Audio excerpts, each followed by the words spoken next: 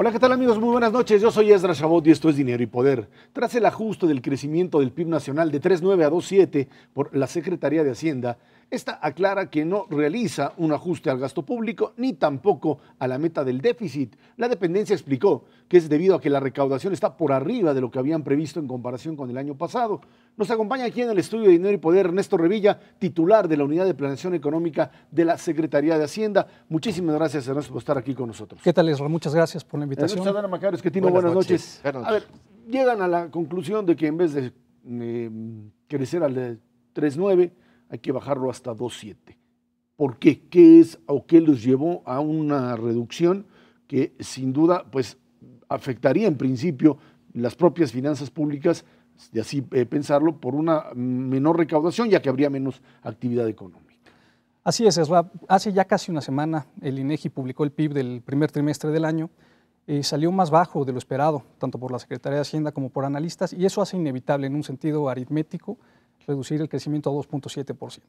Las buenas noticias es que México creció, si bien a una tasa baja, y que esperamos una aceleración para el resto del año.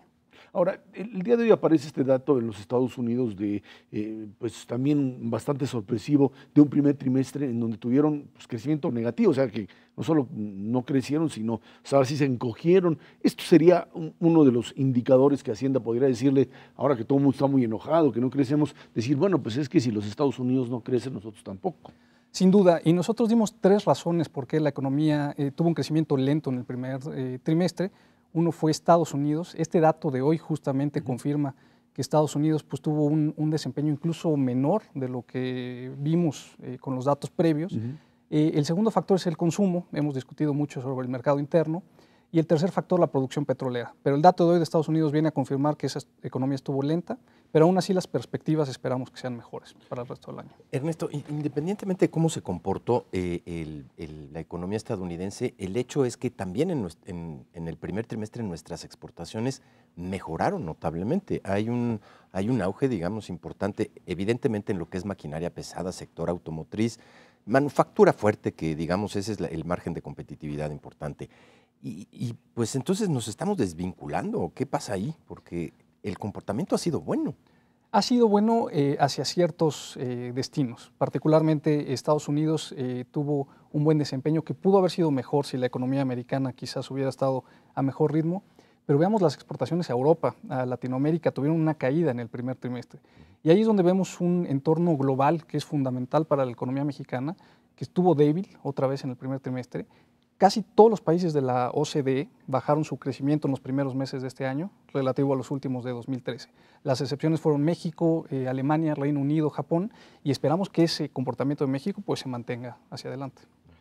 Algo interesante es que muchas personas creen que estos problemas de crecimiento ocurrieron con esta administración, sin embargo, los datos indican que desde 2012 empieza pues, una desaceleración de la economía mexicana.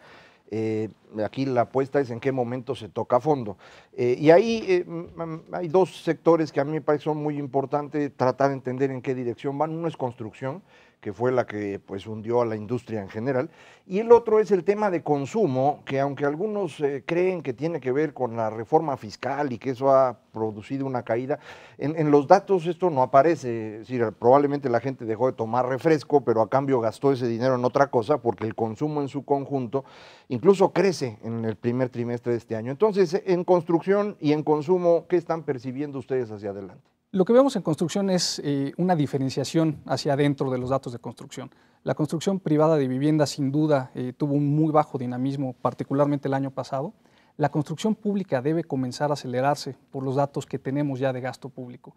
Es justo mañana que sacamos las cifras del mes de abril, seguirán como a marzo con una tendencia muy importante de inversión en infraestructura y eso debemos estarlo viendo en los datos de construcción, que por cierto sale el dato de construcción mañana también, publica el INEGI los datos de marzo. De hecho ya los datos en febrero, la parte de proyectos especiales, esta que no es exactamente infraestructura, esa venía creciendo ya rápido, no sé si sea parte de los proyectos de ustedes. Exactamente, ya tiene un crecimiento mensual importante en febrero en la inversión fija bruta y por eso vemos que el gasto público es uno de los dos motores junto con exportaciones que estarán empujando a la economía mexicana. Eso debe trasladarse a la siguiente pregunta, al consumo. Y el consumo, esperamos ya con datos de abril y mayo, pues un repunte en función de que el empleo está creciendo a buenas tasas, el empleo del IMSS creció en todos los sectores, de que la confianza del consumidor poco a poco comienza a subir y esperamos que eso acompañe el crecimiento en la segunda mitad del año. Ahora, Ernesto, el tema del déficit, que fue muy criticado, recordemos que gran parte de la PUNACON o de las diferencias, tanto con el sector empresarial como también incluso con el Partido Acción Nacional que se oponía a esto, es el temor de que el déficit creciera. Además decían, bueno, pues es que ahora lo que vamos a tener es menor consumo de 3.9 a 2.7, esto implica menor recaudación y en una de esas pues se te dispara el déficit. Dice Hacienda que no, ¿cómo le van a hacer? Es muy importante que el gobierno esté haciendo su parte para que la economía crezca. La economía no solamente depende del gobierno, por supuesto la parte más grande es el sector privado, el consumo, la inversión, pero México, de tener un déficit relativamente bajo, una deuda manejable, muy estable y de las más bajas a nivel internacional, pues el gobierno, haciendo su parte, está haciendo un déficit que le llamamos los economistas contracíclico, que va en contra del ciclo, justamente para estimular a la economía en este momento. Es una política responsable, porque aparte se acompañó, recordarán, de modificar la ley de presupuesto y responsabilidad hacendaria, para obligarnos a balancear el presupuesto hacia el 2017 y luego tener superávits incluso en épocas en las que la economía esté creciendo bien. Ahora, en ese mismo sentido, lo que suponen hoy es que con la reforma hacendaria, que bueno, según lo que interpreta Macario, no habría tenido un impacto en el consumo, esta reforma hacendaria les dará los recursos necesarios para que no se aumente el déficit como tal, porque si vas a crecer menos, vas a recaudar menos y el gasto tendrá que ser el mismo, según incluso la propia declaración del secretario de Hacienda. Exacto, como lo hemos mencionado y con los datos que tenemos a marzo, mañana publicaremos los de abril, afortunadamente vamos muy bien en ingresos, el gasto también se está ejerciendo con agilidad y por el momento, a pesar de la modificación del pronóstico de crecimiento, no estamos cambiando las metas de finanzas públicas. Significa que nos quedaremos con el mismo déficit que aprobó el Congreso para este año y que el gasto se ejercerá conforme al presupuesto.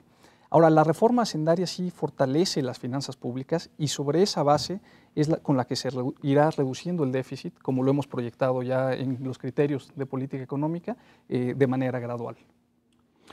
Ernesto, bueno, ya sabes que hay muchas discrepancias. Hasta aquí, yo no estoy de acuerdo con que no haya habido una afectación sobre el consumo. Es una discrepancia que tenemos con Macario. No son los datos. Los datos sigue consumiendo independientemente de los cambios. Y este es un punto importante sobre el que te quiero preguntar, que es sobre la informalidad. Efectivamente, hay indicadores de que el consumo total está aumentando en enero-febrero, pero hay indicadores muy contundentes que el consumo formal, ANTAD, han tenido todavía un trimestre muy malo, negativo. Eso quiere decir que el consumo informal se está destapando.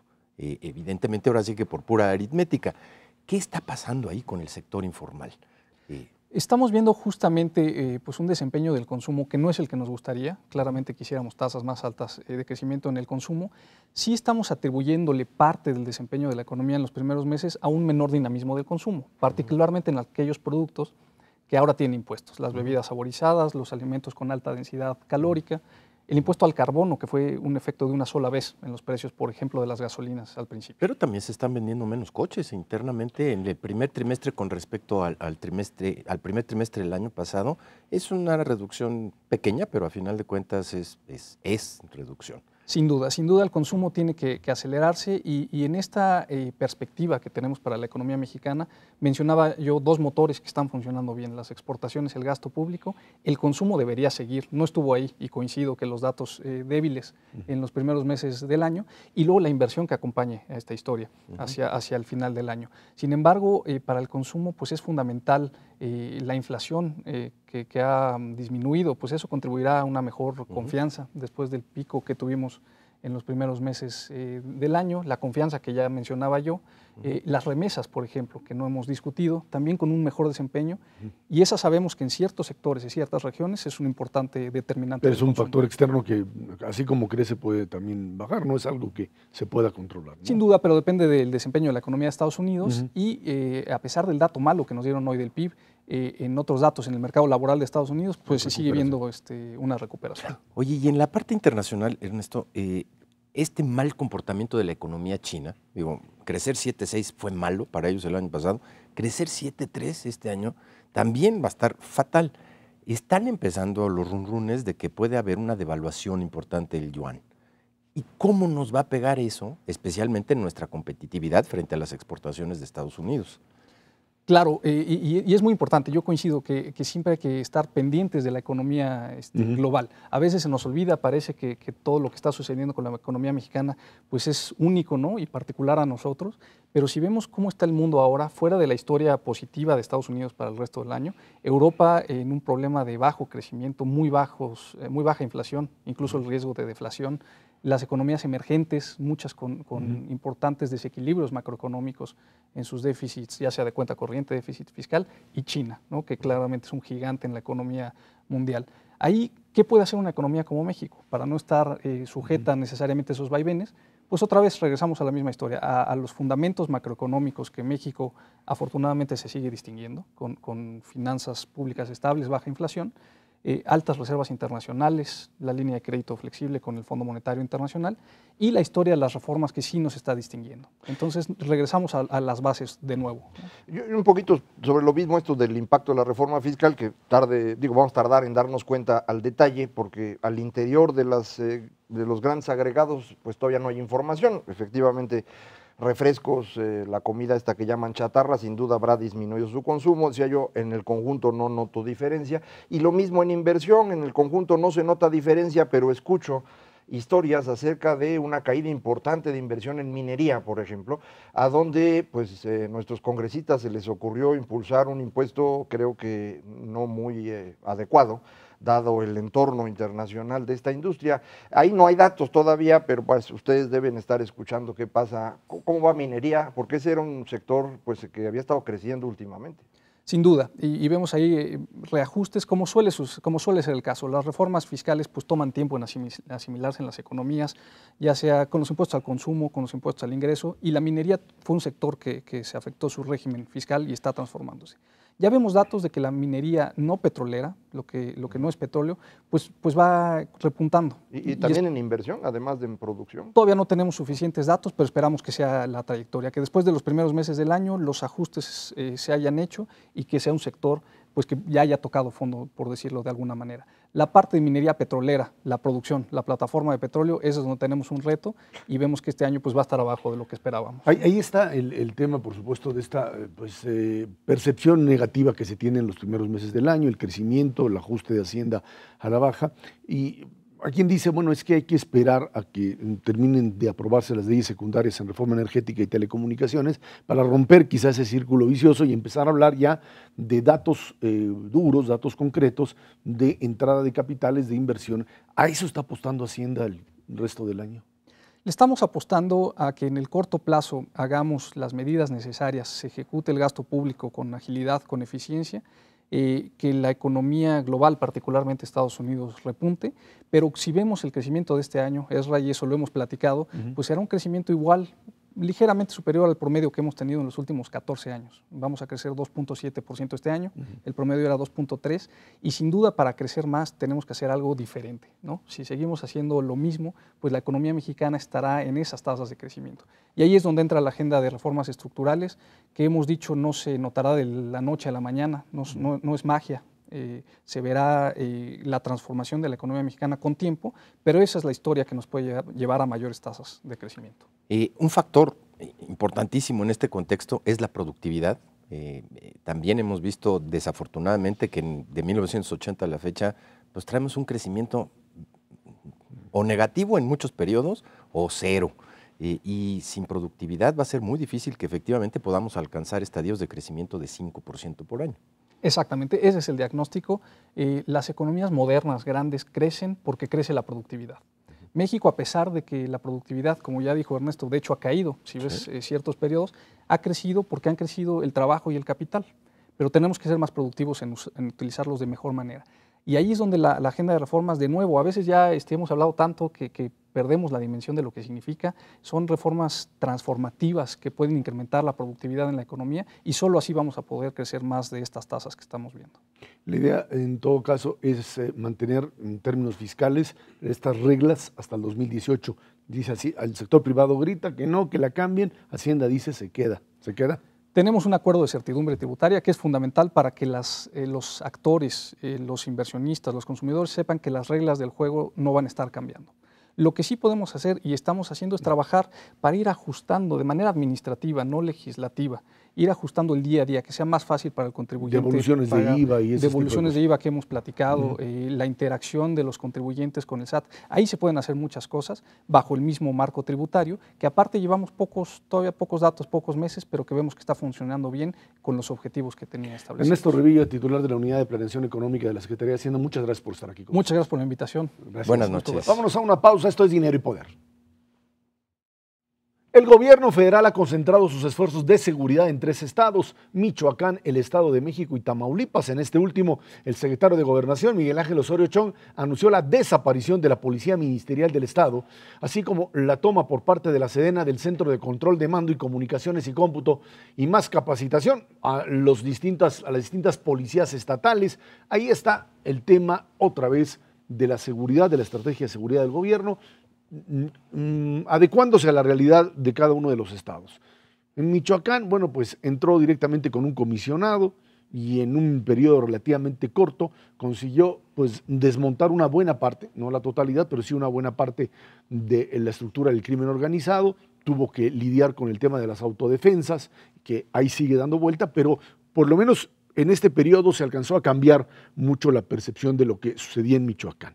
En el caso de Tamaulipas, que ya lo habíamos comentado aquí, es mucho más complejo. Bueno, pues se crean distintas regiones, desaparecen policías.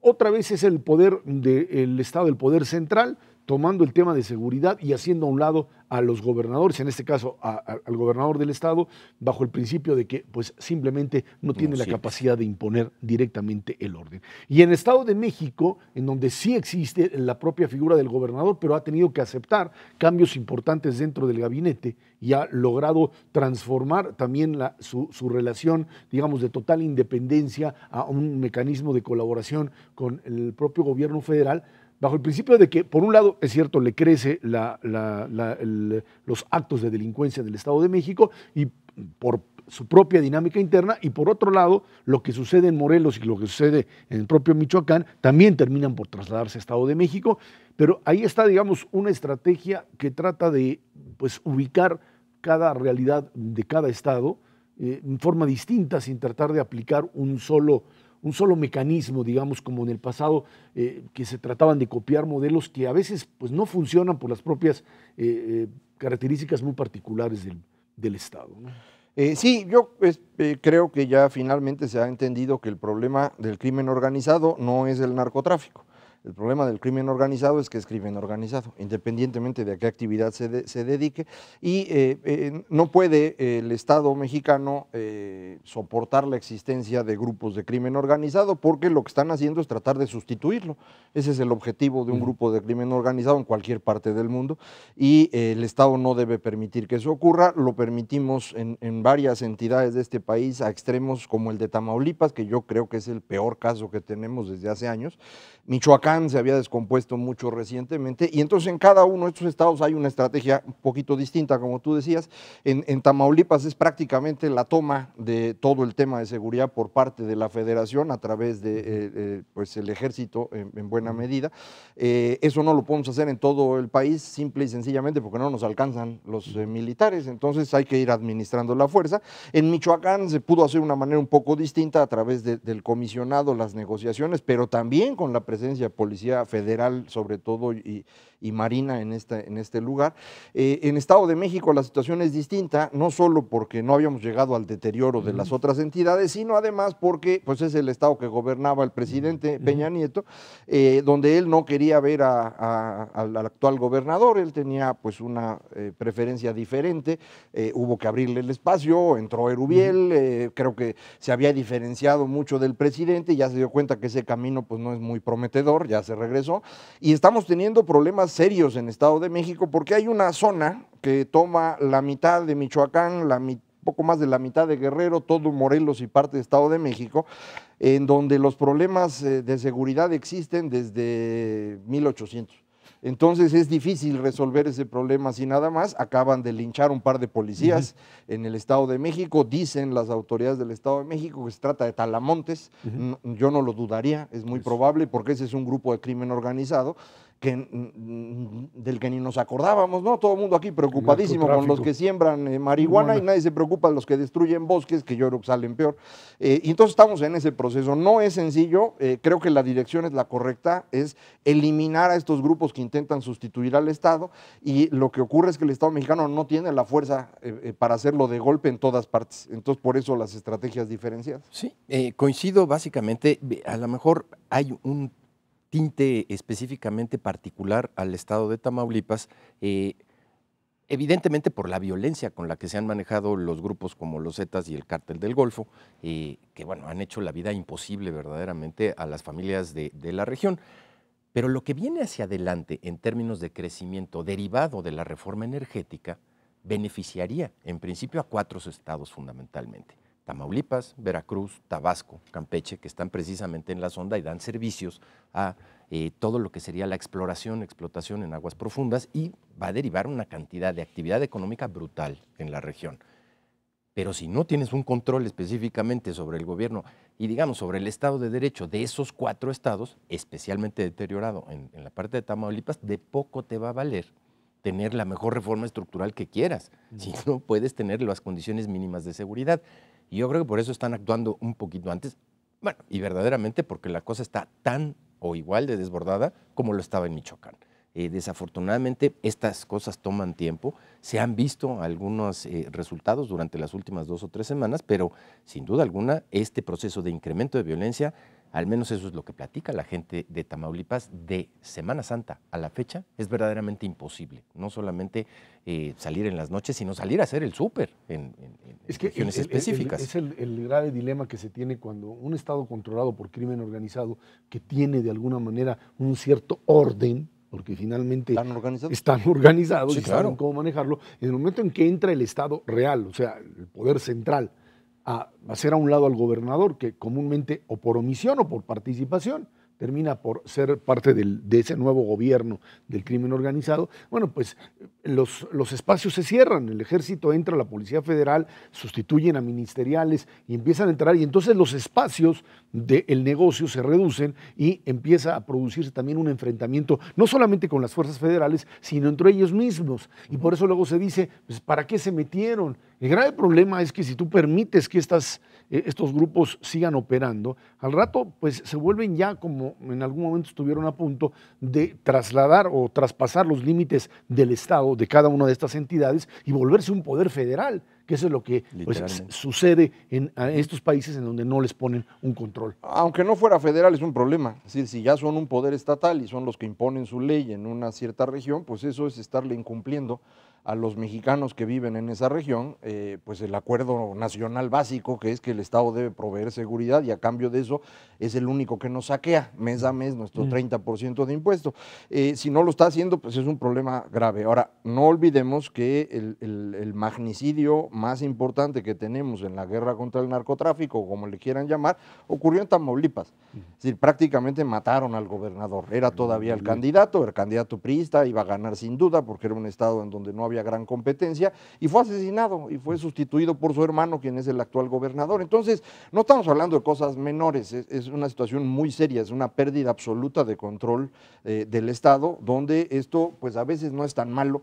Me ha tocado estar en Victoria o en Tampico o en Matamoros o en Reynosa, en situaciones donde hay un poco de violencia, pero es vivible, como decía Ernesto, hay momentos verdaderamente insoportables, como es el caso de las semanas recientes.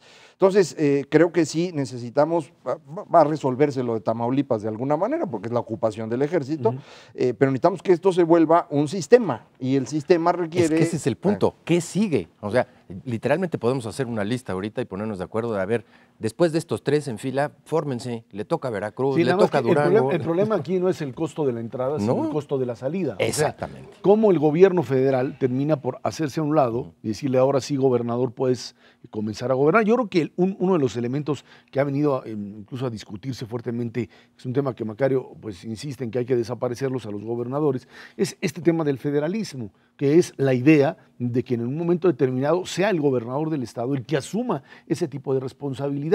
Y lo que ha pasado aquí es que el centro de repente ve que no le funciona al gobernador, entra. Antes lo sacaban a los gobernadores, Ahora no. el estilo es otro, no lo van a sacar. Ahí está Vallejo, ahí está el gobernador de Tamaulipas, ahí están los distintos gobernadores en muchos estados, en donde se quedan, entran, el gobierno les limpia la región y hasta ahí nos quedamos. Se supone que tiene que crear una policía propia, un modelo que de alguna manera tendrían que hacerlo bajo el principio de que el poder central ni puede y yo creo que ni debe convertirse ahora sí que en el gran policía del país. Sí, no, hay ciertos ejemplos en donde sí ha funcionado precisamente lo que estás diciendo. El caso de Monterrey era verdaderamente desastroso hace 4 o 5 años. Ahorita es una ciudad bastante vivible precisamente porque han hecho eso, han tomado el poder.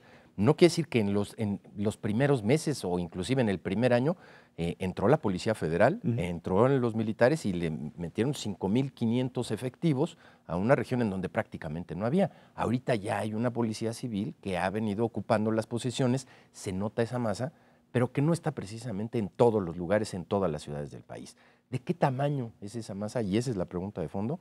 Necesitamos cuando menos 500,000 de policías confiables en el país para no depender de los militares que deben de estar haciendo otras cosas y que ahorita le tienen que echar igual la mano, y una policía federal de ese tamaño o policía estatal, pero confiable, no se hace de la noche a la mañana, te tardas 10 años en conformarla. Lo que comenta ahorita Ernesto de Nuevo León ya ocurrió también en Tijuana, fue el primer ejemplo, lugar en donde esto pasó. O Ciudad Luego, Juárez. en Chihuahua, como Juárez, estado completo, en Ciudad Juárez primero, pero en todo el estado hay un poco más de orden a través de estos nuevos sistemas. Lo hace Nuevo León, necesitas una cantidad muy importante de personas que hay que preparar, que hay que darles un pago razonable con seguros, como se hace en cualquier Capacitación. parte del mundo. Y ahí viene la discusión de cuál es la mejor forma, a través de policías estatales o de una Guardia Nacional, como se hace en los países centrales. Y por eso mi idea de que valdría la pena discutir si el federalismo es una opción para México en este momento o no. Muchos países muy exitosos, como pueden ser, no sé, Francia, Italia, España, o aquí en América Latina, Chile, son países centrales y tienen una policía nacional que es la que hace la cosa. Eso no implica que no puedas elegir gobernadores, sí los eliges, pero tienen una serie de atribuciones muy limitada para evitar el tipo de conflictos que tenemos ahora. Entonces yo sí creo que es algo que debíamos discutir. Si no lo vamos a discutir así, lo podemos seguir discutiendo a medias, como lo hemos hecho hasta ahorita, que en lugar de hacer una Guardia Nacional hablamos de mando único, y el mando único significa que el ejército manda a la gente, le cambia de nombre y es lo mismo. Entonces, ¿para qué nos hacemos tarugos? Vámonos a una pausa y de regreso platicamos con usted el tema de la vivienda, una asignatura muy pendiente que, pues, a ver por dónde se soluciona. Esto es Dinero y Poder. El sector vivienda del país no se encuentra en su mejor momento. Los créditos para desarrolladores y para compradores no crecen. La venta de vivienda nueva y usada, adquirida con crédito de Infonavit, mostró una caída de 14.6 y 7.8% respectivamente en los primeros 4 meses de 2014 con relación al mismo periodo del año anterior. Para la Cámara Nacional de la Industria del Desarrollo y Promoción de la Vivienda, la Canadevi, la baja en hipotecas para casas nuevas responde a un reacomodo del sector, reacomodo total, con un problema muy serio pues ya lo habíamos visto en meses anteriores y que ahora pues se supone habría ya un mecanismo para hacerla crecer. Difícil, es una crisis de vivienda derivada, entre otras cosas, de una muy mala planeación de dónde se construía y por qué se construía. Sí, sin duda alguna, hay que concebir a la vivienda no como un elemento aislado, hay que concebirlo como un tren, así de hecho le dicen los participantes del sector, el tren de la vivienda, que tiene pues diferentes vagones, un primer eslabón vinculado con el crédito a los desarrolladores, se llama crédito puente, luego viene la fabricación de vivienda, luego viene la individualización de créditos de diferentes actores y la participación de muchísimos actores en la sociedad. Si tú descompones uno de los eslabones, pues simplemente el tren se para completo, da lo mismo, y volverlo a echar a andar, tú lo puedes parar muy rápidamente. pero echarlo a andar tiene que estar, híjole, pasar muchísimo tiempo y estar aceitados todos y cada uno de sus componentes. México tuvo pues un periodo de expansión realmente muy importante de la vivienda formal, en todo lo que fue del 2000 prácticamente hasta el 2012, hubo una expansión brutal del sector, simplemente se generó muchos enemigos a nivel local, a nivel regional. Yo creo que todo el mundo estaba de acuerdo en suponer que tenía muchas fallas en términos del tipo de ciudades que estábamos generando, por la lejanía, por la falta de seguridad, por una serie de factores que hacían que ese modelo de desarrollo que sí generaba vivienda formal, vivienda barata para las familias mexicanas, no cumplía con requisitos elementales en materia de cercanía a los lugares de trabajo. Las casas se quedaron vacías. No todas, No todas, sí, pero sí había que hacer unos ajustes, pero se optó en diciembre de 2012 por cambiar totalmente el modelo y por decir, a través de una prohibición específica, las ciudades de México ya no van a crecer horizontalmente, ahora las vamos a hacer verticales, pero sin un modelo que sustituyera al anterior. Y la verdad es que pues en ese proceso, muchas de las empresas desarrolladoras grandotas, pues literalmente quebraron porque basaban su proceso en reservas territoriales que tenían alrededor de las ciudades, que pues con esa prohibición valían hoy cero, y su deuda enorme, que esa es una decisión empresarial, pues fundamentada y radicada en esas reservas territoriales. Otras no, otras se han quedado, han crecido, de hecho, las tres grandotas evidentemente pues prácticamente están en proceso de desaparición, pero lo que es un hecho clarísimo es que las familias mexicanas siguen necesitando vivienda. Este año tenemos la generación más grande de mexicanos cumpliendo 25 años, 1.32 millones de chavos, y si hacemos una cuenta simplona, si quieres, dividir eso entre dos, se requieren 700,000 casas, ya que se casan, se rejuntan, se van con sus cuates, demandan viviendas solas, se independizan. 700,000 es alrededor de las casas que se requieren anualmente en este país. El año pasado se fabricaron alrededor de 350,000. Ya llevamos un déficit enorme del año pasado y este año se están acumulando todavía más. Sí, cambiamos el modelo de desarrollo, pero tenemos que aprender a construir vertical, si es que queremos seguirlo haciendo, a un costo asequible para las familias de México, de alrededor de 500,000, no de 2 millones de pesos, porque eso simplemente no se puede comprar. Para ver un poquito más de cerca lo que acaba de comentar Ernesto, efectivamente de 2000 a 2012 la vivienda crece mucho, en buena medida porque Infonavit empieza a funcionar por primera vez en su historia, muy exitoso durante mucho tiempo. En 2008, 2009, cuando viene la gran crisis, lo platicábamos aquí, se caen los créditos puente. Y entonces se empieza a desajustar este tren del que hablaba Ernesto. Regresan los créditos en 2010, 2011, pero en ese momento, exactamente en diciembre de 2011, se modifica la forma como el sector vivienda desde el gobierno federal actúa. Dejaron de hacer las reglas de operación que tenían antes e inventaron un sistema de puntos. ¿Para qué servía el sistema de puntos? Para que hubiera planeación, para poder decir, miren, yo quiero que se haga aquí, entonces le doy más puntos a este y le quito puntos al otro. Esto es lo que empieza a desajustar el modelo porque es cuando la idea de construir grandes núcleos habitacionales a 2 horas de distancia de los núcleos laborales, pues el gobierno dice eso no se puede hacer porque me complica todo el sistema de transporte, háganlo adentro de la ciudad. Ajá, ¿dónde? Es decir, no está también tan sencillo, todas las reservas territoriales que había valen cero, las empresas quiebran y dicen, bueno, ahora vamos a construir en las ciudades. Pues exactamente, ¿en dónde? Dice Ernesto, hay que construir viviendas de 500,000 pesos. Yo quisiera saber cómo le haces para construir una vivienda de 500,000 pesos en el centro del Distrito Federal. El puro costo del terreno te hace imposible construir una vivienda de 500,000 pesos. Lo mismo ocurre en otras grandes ciudades. A lo mejor hay que movernos a ciudades medias, pues sí, pero se necesitaría que estas ciudades medias tengan futuro en términos laborales, porque si no, ¿para qué pones la vivienda? Y que la gente esté dispuesta a moverse para allá. Entonces, es todo un proceso de ajuste.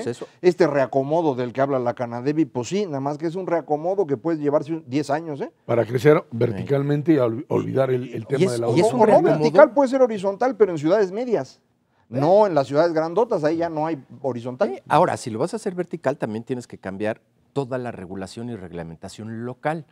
Digo, tú podrías hacer viviendas de 500,000 si te permitieran hacer 20 o 25 pisos, pero justo ahí donde te dicen, aquí las tienes que hacer de 500,000 y aquí va a ser vertical, te dicen, pero nada más 6 pisos. Entonces tiene que haber un reajuste completo de todo y sobre todo que haya congruencia entre lo que te piden las autoridades, en dónde sí se puede construir y la viabilidad económica de poderlo hacer. Porque si te dicen nada más 6 pisos, no hay manera de hacer vivienda de 500,000 pesos por departamento. Se puede hacer, pero va a ser de 30 metros cuadrados. Y eso no está Entonces, fácil de eso es colocar en parte de la México. Hay regulación. países en los cuales 30 metros cuadrados, 45 metros cuadrados son una vivienda aceptable. En México no. Entonces también... Ahora, en ese contexto, la idea del gobierno de volverle a meter una gran cantidad de dinero a infraestructura y dentro de infraestructura también, por supuesto, esta idea de un crecimiento económico basado en una industria de la construcción pujante, pues es un gran interrogante. ¿Cómo le haces para introducirle dinero, meterle dinero, alentar inversión en espacios o en áreas en donde el conflicto de intereses entre la gente que habita un determinado lugar, el desarrollador y por supuesto la nueva gente que se incorpora, te lo complica enormemente?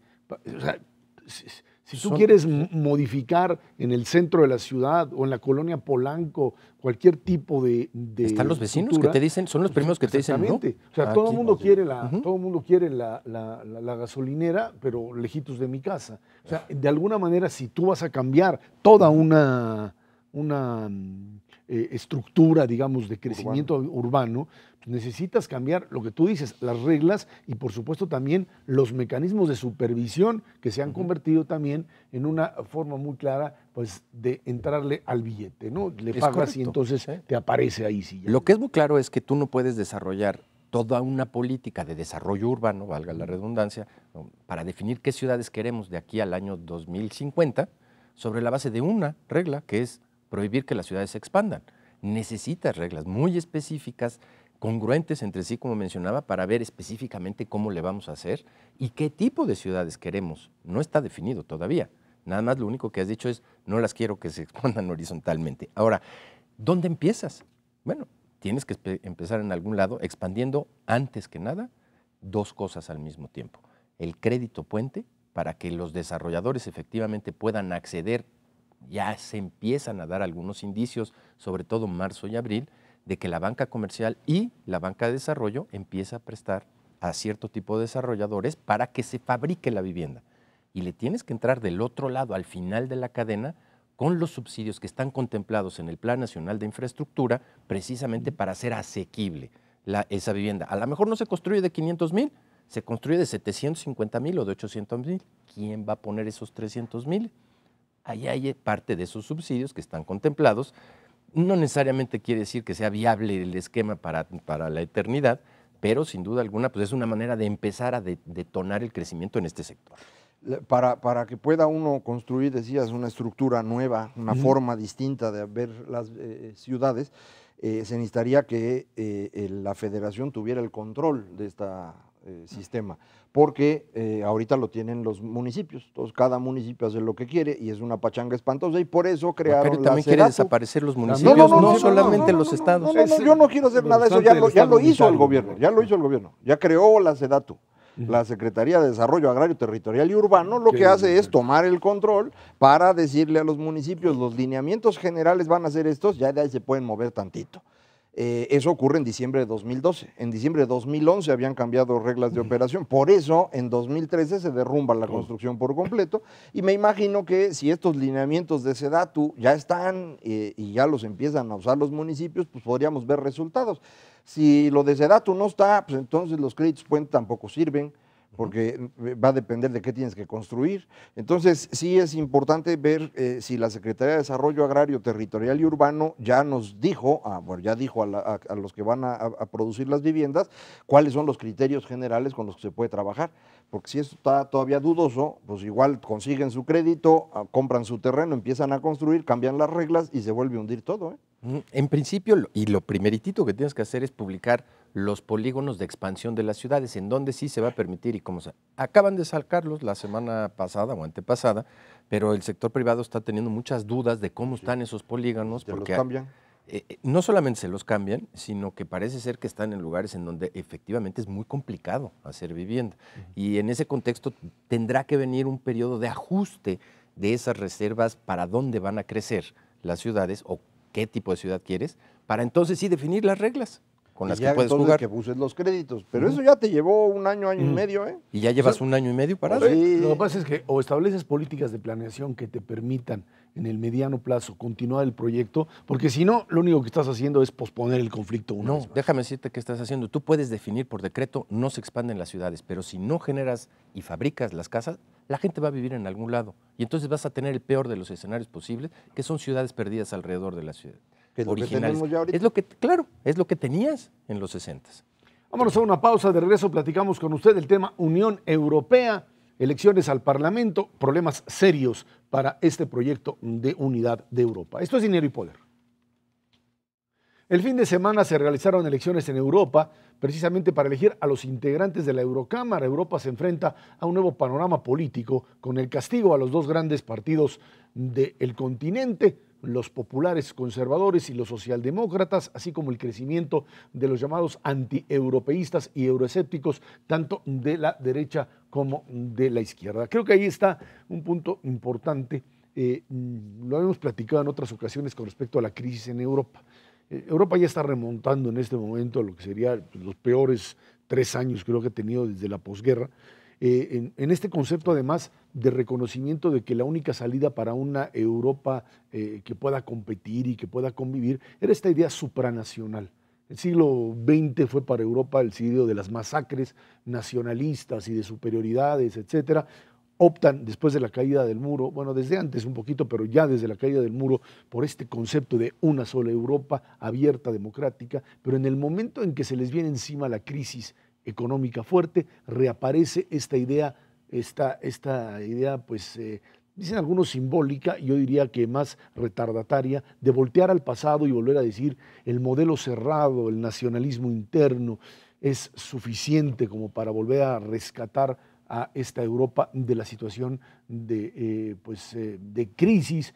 Y ahí es donde los jóvenes que se ven verdaderamente desplazados, van y protestan, se van hacia opciones, lo que le llaman euroescépticas, que no es más que volver a regresar otra vez al modelo cerrado, Da lo al mismo modelo si es nacionalista, izquierda o derecha. da lo mismo, al discurso es igual, son discursos excluyentes, racistas, antisemitas, xenófobos, antimusulmanes, lo que sea, lo que no sea puramente europeo, es el mismo discurso de antes, y estos consiguen el 30% de toda la votación, frente a un 70%, si tú lo juntas, tienes un 70% entre socialdemócratas, conservadores y verdes y liberales que te permiten optar dentro de un nuevo acuerdo por una Europa que tenga la capacidad para seguir creciendo y ser democrática. Pero ya tienes un 30% muy disperso, muy contradictorio entre sí, pero que dice regresemos al pasado.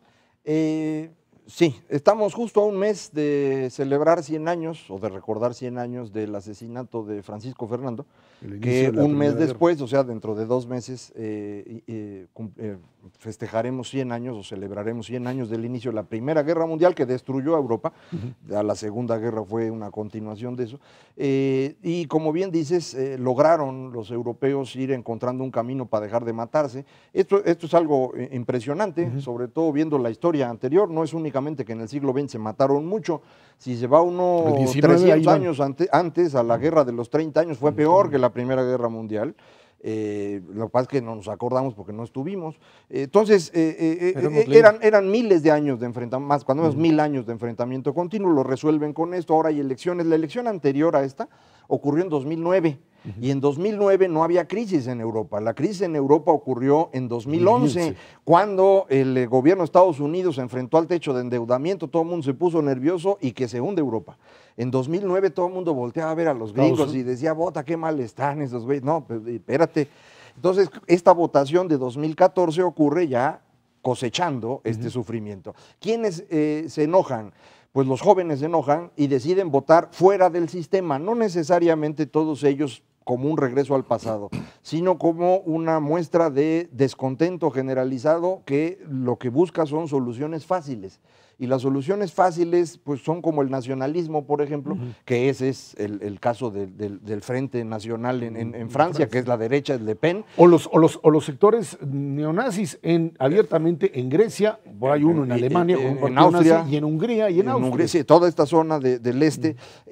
Hay una reacción muy interesante en el Reino Unido, donde no son nazis, pero están totalmente en contra de Europa. Y ese partido gana las votaciones, el partido independentista del Reino Unido. Y en Italia, quien no gana, pero se coloca muy bien, es el partido de los locos, que están alrededor de Pepe Grillo, el 5 estrellas, que ese partido no tiene ningún sentido, ni tiene ideología, ni tiene propuesta, es simplemente decir que está mal todo. Y eso es a lo que los jóvenes le han estado votando. Yo espero que esto se vaya corrigiendo con el tiempo, pero mientras ya pusieron nervioso a todo el mundo. Último dato, perdón por quitar tanto tiempo, último dato de esto, el caso más interesante para mí es España, que es el único país de los grandes en donde los partidos tradicionales no logran tener ni la mitad de los votos.